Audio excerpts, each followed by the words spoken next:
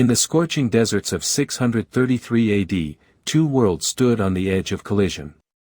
On one side, the mighty Sassanian Persian Empire, seasoned, armored, unstoppable. On the other, a rising force from Arabia led by a commander history would never forget. The Persians believed this would be routine. They were wrong. Because facing them was a man who turned battlefields into chessboards. The Persian Empire had crushed rebels, shattered enemies, and ruled for centuries. Their generals were confident. Their formations were disciplined. Their numbers were overwhelming. But wars are not won by size alone. They are won by minds that think differently. Leading the smaller army was Khalid ibn al-Walid. A commander known for speed, precision, and relentless movement. He didn't just fight battles, he engineered them. He studied terrain like a strategist studies maps. He read enemy psychology like an open book. And at Walajah, he prepared something impossible. The Persians believed they would crush this rising force in a single decisive blow. Their confidence echoed across the desert winds. But Khalid had already anticipated their aggression. He wanted them confident. He wanted them advancing. Because overconfidence was part of his trap, what happened at Walajah stunned the ancient world. A smaller army surrounded a superpower. A maneuver so precise it felt scripted. A collapse so sudden it felt unreal. Military historians still study it today. They call it a masterpiece of double envelopment. The Battle of Walajah took place in modern-day Iraq. The Persian Empire sent a powerful force to halt the Muslim advance. They believed numbers would overwhelm strategy. They relied on traditional heavy infantry tactics. They trusted their armor and discipline. But they underestimated mobility. The Persian army was vast and battle-hardened. Elite infantry stood shield to shield in thick formation. Cavalry units waited to exploit weaknesses. Commanders had decades of experience. Their confidence was justified by history. Yet history was about to shift. Khalid's force was smaller but agile. Every soldier understood his role. Every movement was rehearsed. Every position had purpose. This was not chaos, it was choreography. A dance of calculated violence. Khalid carefully divided his army. He positioned visible forces up front. But secretly, he concealed two cavalry detachments behind hills. Hidden from Persian sight. Hidden from Persian scouts. Waiting silently for the perfect signal that he knew the Persians would push forward aggressively. He wanted them to. He allowed them to believe they were winning early. He planned for controlled pressure. He designed the battlefield like a trap. And the trap was set. The battle opened with a fierce frontal clash. Steel rang against steel. Shields splintered under impact. War cries echoed across the desert. Dust rose so thick it dimmed the sun. The Persians surged forward with force, the Persian infantry pressed hard. Their numbers created overwhelming momentum. For a moment, Khalid's center bent under pressure. It looked dangerous. It looked unstable. But it was intentional. Khalid remained calm amid chaos. He monitored every movement carefully. He allowed calculated withdrawal in certain areas. He absorbed impact without breaking. He waited for Persian overextension. And then he gave the signal. From behind the hills, cavalry thundered into view. Fast. Disciplined. Unexpected. They slammed into the Persian flank with precision. Confusion erupted instantly, before the Persians could reorganize. The second hidden cavalry unit appeared. From the opposite direction. Now the battlefield shifted dramatically. The Persian army found itself attacked from multiple sides. The encirclement had begun. This was a double envelopment maneuver. A tactic famously used at Cannae centuries earlier. But rarely executed perfectly. Khalid coordinated timing flawlessly. Each unit struck in harmony. The ring tightened. The Persians suddenly realized they were surrounded. Signals became confused. Command chains fractured. Units fought without coordination. Panic began replacing confidence. Momentum reversed instantly, every direction met resistance. Cavalry blocked escape routes. Infantry reinforced pressure. The circle became a prison. The superpower was trapped, the desert transformed into a storm of steel. The sounds of battle echoed endlessly. Hours earlier, Persia was confident. Now Persia was collapsing. Numbers no longer mattered. Strategy ruled the field. Khalid moved constantly across the field. He reinforced weak points instantly. He adjusted to shifting momentum. He controlled the battle's rhythm. This wasn't luck. This was mastery. By midday, Persian resistance weakened significantly. By afternoon, their formations shattered completely. The battlefield no longer belonged to numbers. It belonged to coordination. It belonged to adaptability. It belonged to Khalid. This victory sent shockwaves through the Sassanian Empire. It shattered the illusion of invincibility. It proved Persia could bleed. It proved Persia could lose. Confidence across the empire cracked. Fear quietly spread. Military historians often compare this maneuver to the tactics of Hannibal Barca at Cannae. A double envelopment executed with precision. But at Walajah, it emerged in open desert.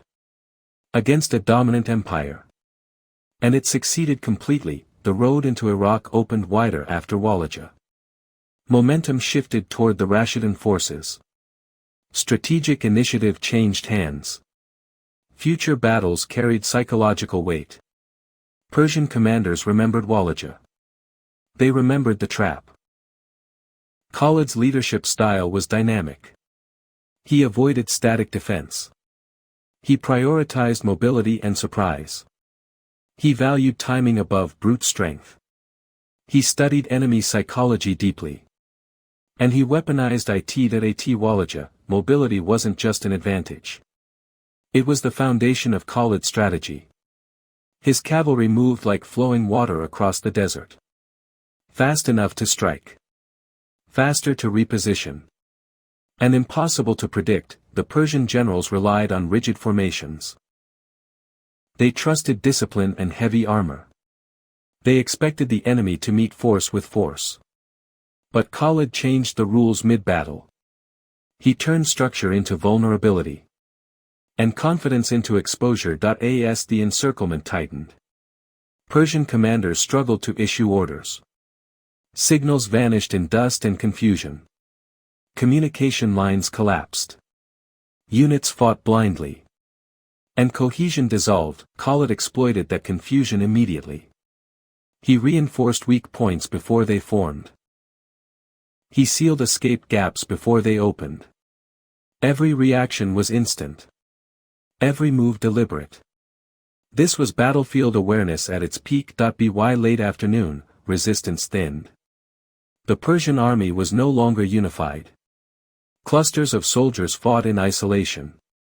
Some attempted desperate breakthroughs. Most found no path forward. The desert had become a cage. What made this victory extraordinary was not just the outcome. It was the precision behind it. A double envelopment executed in open terrain. Against a numerically superior force.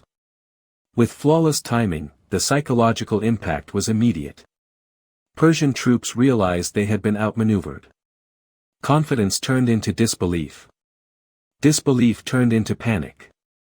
And panic accelerated collapse. Morale shattered faster than armor. News of Walajah traveled quickly. Across deserts. Across command halls. Across the Sassanian heartland. The myth of invincibility cracked. And doubt entered imperial ranks. For Khalid's forces, the victory meant more than territory. It validated their strategy. It reinforced their trust in leadership. It proved discipline and mobility could defeat mass. It strengthened morale beyond measure. And it fueled momentum forward. Walajah became a blueprint. Future commanders studied its execution. Speed combined with deception. Patience combined with sudden violence. Flexibility replacing rigidity. A new model of warfare emerging. The Persian Empire would fight again. But something fundamental had shifted. They were no longer facing predictable tactics. They were confronting adaptability. And adaptability is harder to counter. Especially in open desert. Khalid's battlefield awareness set him apart. He never remained static. He never assumed victory too early. He anticipated enemy reactions before they occurred. He shaped the fight continuously. Instead of reacting to it, Walajah demonstrated a timeless principle. Numbers can intimidate. Armor can protect. But maneuver controls destiny. And mobility dictates tempo. Tempo wins wars. The desert itself became an ally. Open terrain favored speed. Wide horizons allowed sweeping cavalry arcs. Hills concealed movement. Dust masked repositioning. Khalid used every natural advantage. Military doctrine would later formalize such tactics. Encirclement. Flanking. Mobile strike forces. But at Walajah, it was instinct combined with experience. The battle also revealed leadership under pressure. When the center bent, it did not break. When pressure mounted, control remained steady. Khalid maintained discipline at every stage. He trusted his preparation. And preparation delivered. Strategically, Walajah opened the road deeper into Iraq. It weakened Persian defensive confidence. It disrupted regional coordination. And it shifted initiative permanently. Momentum is powerful in war. And momentum now belonged elsewhere. Walajah also became a case study in timing. Strike too early, and surprise fails. Strike too late, and momentum is lost. Khalid struck at the perfect moment. When Persian forces were fully committed. And unable to pivot, leadership is often tested in chaos. Orders blur. Visibility fades. Fear spreads quickly. But clarity under chaos defines commanders. And Walajah proved that clarity, the Persian Empire would continue to resist. But the aura of dominance had dimmed. Confidence once unshakable was now questioned. And doubt can weaken armies. Long before weapons do. Walajah planted that doubt. Historians later compared the maneuver to classic double envelopments of antiquity. Few executed it so cleanly. Fewer still against such odds. Walajah stands among them.